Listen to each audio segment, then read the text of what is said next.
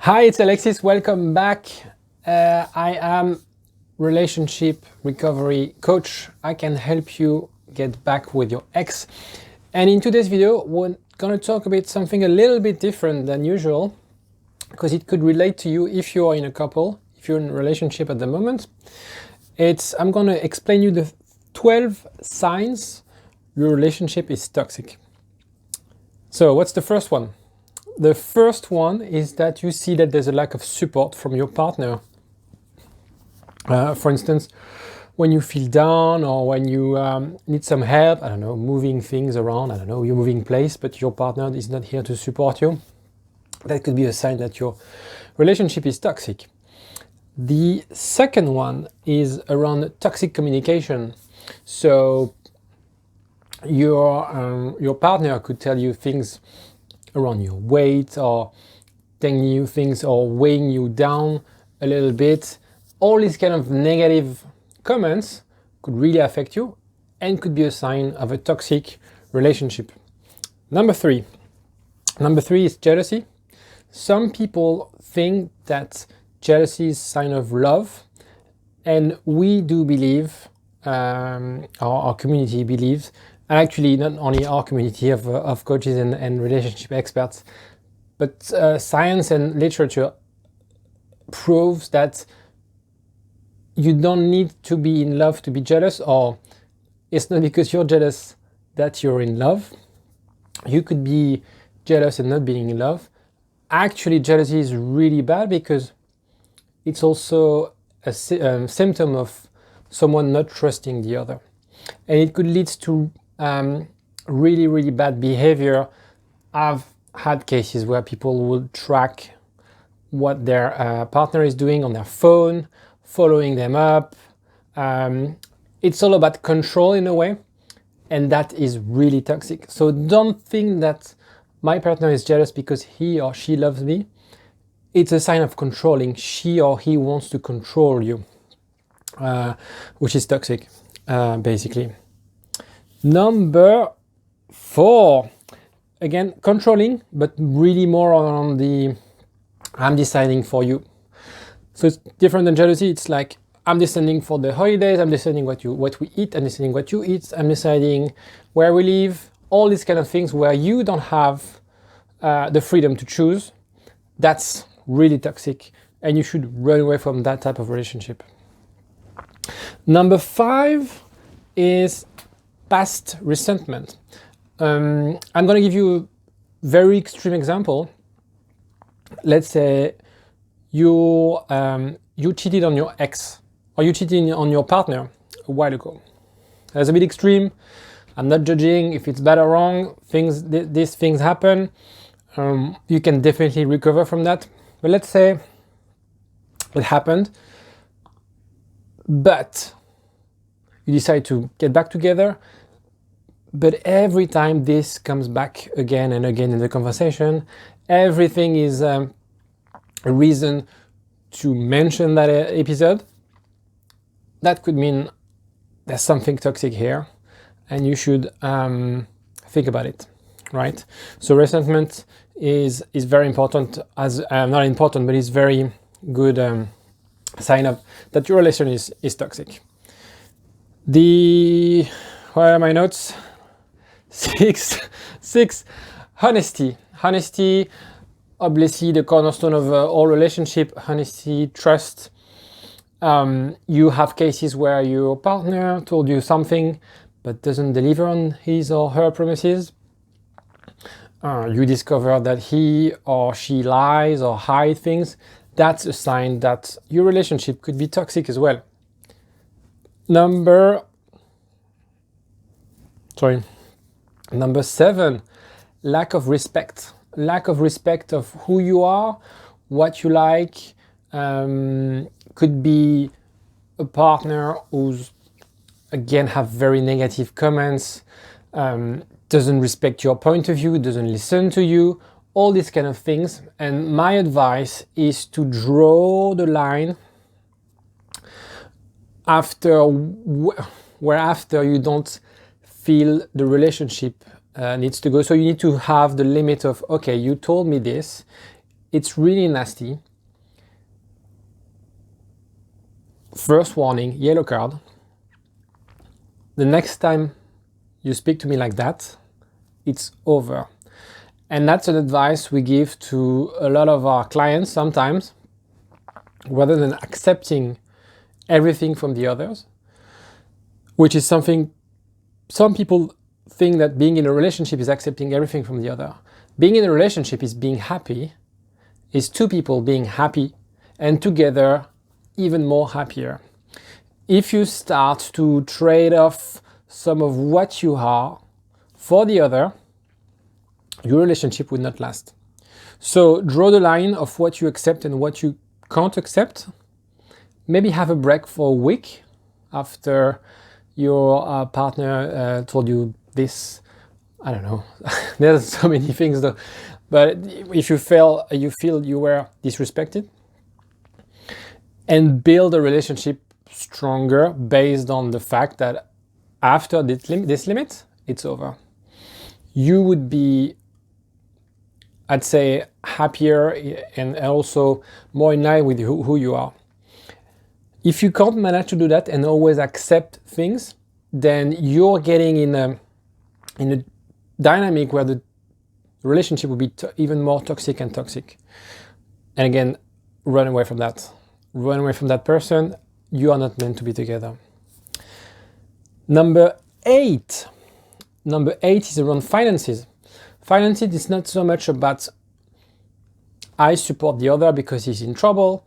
A couple is also two people helping out each other. It's more around there's an imbalance where you feel it's not fair, or where you feel that you're too dependent on the other. He or she is always paying on things, or you actually always paying on things. You always offer gifts or these kind of things where there's an imbalance and you feel that's a bit weird.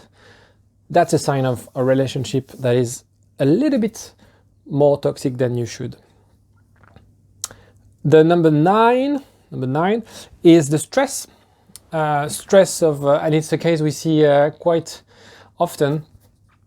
You're stressed basically of going back home. You don't know whether you're going to have a great night, a great evening with your partner, or whether you're going to have arguments, or so maybe, a third of the time you have a good night, or a third of the time you have a good night, but you like to stay home a bit, at work a bit late, so you're postponing when you get back home because you're stressed of being around your partner. You love her, there's a lot of feelings, but you're stressed, there's a tension with your partner. That's a sign, again, that your relationship might be toxic. The number 10s, and we're already there to the 13, and after this one, the 12, sorry, I'm gonna tell you how to overcome those things, how to detect those things and work around this toxic relationship. So I'm on number 10. Your needs are ignored. So you need to take a break, you need to do something slowly, you need to do something quickly, and the other doesn't respect your need for space, your need for, you want to have a break, but your partner wants to do a lot of things, all these kind of things where you are not respecting in what you need for, whether it's your mental health, your health, friendships, and so on. If your needs are not respected, that's really bad as well in terms of a relationship. Number 11, very common as well, is you feel that you're losing friends. So you traded friends for a relationship with your partner, and that's a sign, actually quite common sign, that it's a toxic relationship, maybe not at an extreme level, but that's a sign that something is wrong, because you should never choose between your friends and your partner. It should always be, if the other respects you, again, so we are back to the previous point, if your partner respects you, she or he needs to understand that you like to hang out with those friends. She doesn't need to be friends with them, but she needs to accept, or he needs to accept, that they are your friends. and that you want to spend time with them. So she or he needs to let you that space and respect that you're gonna go to with some lads at the pub or whatever, which is a football game or whatever. But if you feel that you've lost friends as a result of being with your partner, that's a sign that that's something toxic. And as we all have friends that we lost a bit through the years because of their partner, because of their relationship. And that's a very bad sign. That's something you need to be mindful of. Don't think that being with someone is mean like spending less time with your friends. Maybe spending less time with your friends, maybe less in quantity, but maybe doing things more meaningful or more in terms of quality. But it doesn't mean you should stop seeing your friends. Number 12, and I think I missed one anyway. You always hope that this would change. There's something in you telling you, yeah, she's like that, but yeah, she's gonna change. Yeah, he behaved like this, and we had that discussion the other day, but he's gonna change. He's gonna change. You know, this year was crap, but he's gonna change. People don't change. It's a bit of an extreme statement. I'm going to explain you what I mean. If you were together for 20 years and for a couple of months, a year, things are deteriorating and it's not as good as it was before, of course you can work on it and hope that it's going to change. If your relationship has been always challenging, toxic, and you hope things will change, the likelihood of things to change will be very, very small. When I say people don't change, is unless they are willing to change. You have the power to change yourself. You have the power to understand the things you need to work on in order to be a better partner.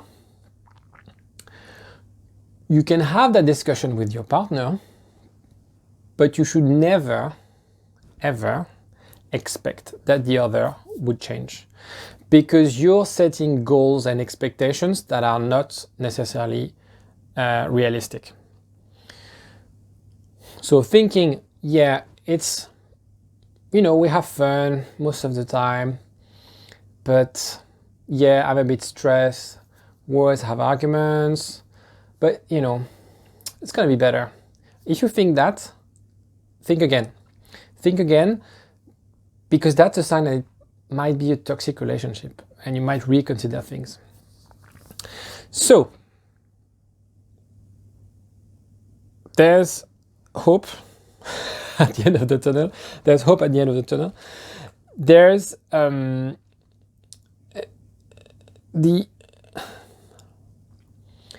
you have people who are toxic and who will never change. It's the sort of, in terms of manipulator, I'd say, it's not psychopath, but you have three levels. The first level is someone who would manipulate you in order to get something, but the outcome is good for you. Example, I'm going to tell my sons, eat your soup, or you won't have a present for Christmas, something like that. Silly example, but that's manipulation where, okay, I'm lying, but at the end of the day, I'm doing this for the good of my child. The second manipulation, second level, is lying or manipulating the other so the person does something for you. So could be, for example, marketing, advertisement. You are manipulated to behave in a certain way. And you have people always trying to convince you to do things. I don't know, to go to the pub, to a game, whatever, to a restaurant, and you don't feel there. but I try to convince and manipulate you in a way. Maybe tweak the reality of, for example, let's go to the restaurant, it's amazing. Maybe it's not that amazing, but they really want you to go. Silly example. The third level is where it's a very thin limit with a psychopath, is people who manipulate you to weigh you down, to destroy you.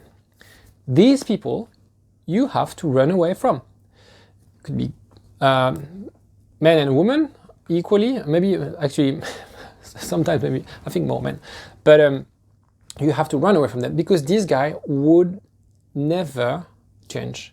And these guys are driven by destroying you, making you small, because that's how they gain satisfaction, is by seeing you distressed, unhappy, all these kind of things. So run away from these guys. Now, what you need to understand, and I said that before, if you feel the relationship is toxic, you can only start with yourself. You can only start understanding whether, because it's a balance, you could be a reason for that relationship toxicity. I don't know if it's really a word, but you get me. The idea is to really get that communication with your partner and understand whether the sources of arguments or the tension, or for example the fact that he or she is a bit dishonest, all these kind of things, is it maybe part of your behavior? Maybe, example, he's hiding or she's hiding something for you because he's scared of your reaction. Okay, so maybe he feels or she feels you're too controlling, and that's her or his feeling. I'm not saying that that's how you are, but maybe that's his perception, that you're too controlling. So he's lying to you. And that triggers the vicious circle where you discover that he's hiding things from you, he's lying from you, and therefore you're more controlling, and so on and so on. So that could be, try to really diagnose something on yourself. You can only start by changing yourself. Changing yourself and understanding the other. So these two go well together or work together. So as I said, the example of the other, and so if I take the example of controlling, so why is that person so controlling? Maybe in the past, he or she had a relationship where she couldn't trust, was cheated on by his or her ex, and now is insecure and feels the need to control you because she or he is insecure. So we start from a point where you felt, I'm controlled by this control freak person, but at the end of the day you realize that it's because of her or his insecurity. So try to always understand, don't take things for their facial value. Try to dig. Obviously, communication is super important. Work on yourself. Speak with your partner. The same page. Use non-violent communication techniques. I'll do a video on that. Really helpful. But get that conversation to understand whether the thing that you perceive toxic are actually toxic or actually could be solvable or addressed together. And if you feel that you need some help, not help from your friends or your family, having help from someone who has a different point of view, who has a fresh pair of eyes, who also has the techniques and, for example, the non-violent communication techniques, all these kind of things. Please send me an email. Feel free to comment if you have any questions. We're here for you. We've helped a lot of people, and I know that some people are miserable because they are in a toxic relationship. They don't know what to do. They are a bit of a dead end. They don't want to break up because they love the other, but they feel that they're not going anywhere. They know that they can't really talk with friends or family because they are either being judged or they have really bad advices. We tend to think that friends are the best advisors, but actually most of the time they're not. So feel free to get in touch. We're here to help you.